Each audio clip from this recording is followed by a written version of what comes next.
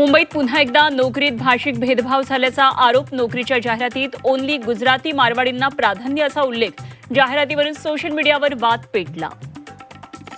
मुंबईतील पांढऱ्या पट्ट्यांवरून मनसे आक्रमक. पांढऱ्या पट्ट्या करणाऱ्यांचं तोंड काळं करणार. सांस्कृतिक दहशतवाद खपवून घेणार नाही. मनसे नेते संदीप देशपांडेंचा इशारा. उद्धव ठाकरेंचे 7 खासदार फुटीच्या उंबरठ्यावर असल्याचं झी24 तासच्या सूत्रांची माहिती.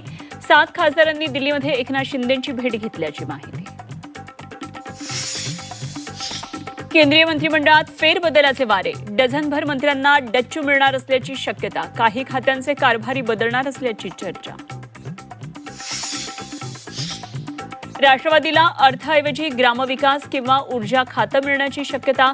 अर्थ खात्यासाठी भाजपचा आग्रह असल्याची झी24 तासला विश्वसनीय सूत्रांची माहिती. अमित शहांशी चर्चेनंतर शिक्कामोर्तब होणार. विधान परिषद निवडणूक लढण्यास गोकुळ गीते ठाम. आज एकनाथ शिंदेंची भेट घेणार. मार्ग निघेल असं वाटत नाही, गोकुळ गीतेंचं वक्तव्य.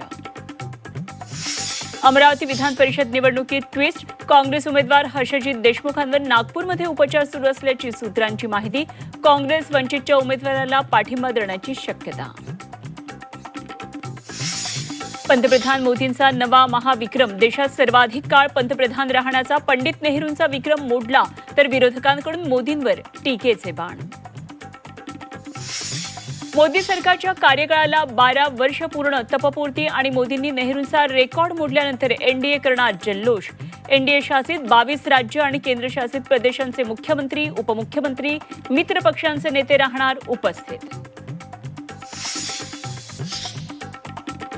दोन्ही राष्ट्रवादी काँग्रेसचा आज वर्धापन दिन. दिल्लीमध्ये सुनेत्रा पवारांच्या हस्ते ध्वजारोहण. तर मुंबईत राष्ट्रवादी शरदचंद्र पवार पक्षाचा वर्धापन दिन सोहळा.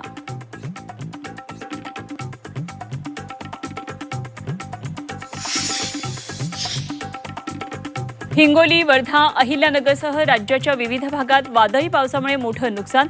फळबागा, शेतीला फटका. तर राज्यातील 26 जिल्ह्यांना पावसाचा येलो अलर्ट.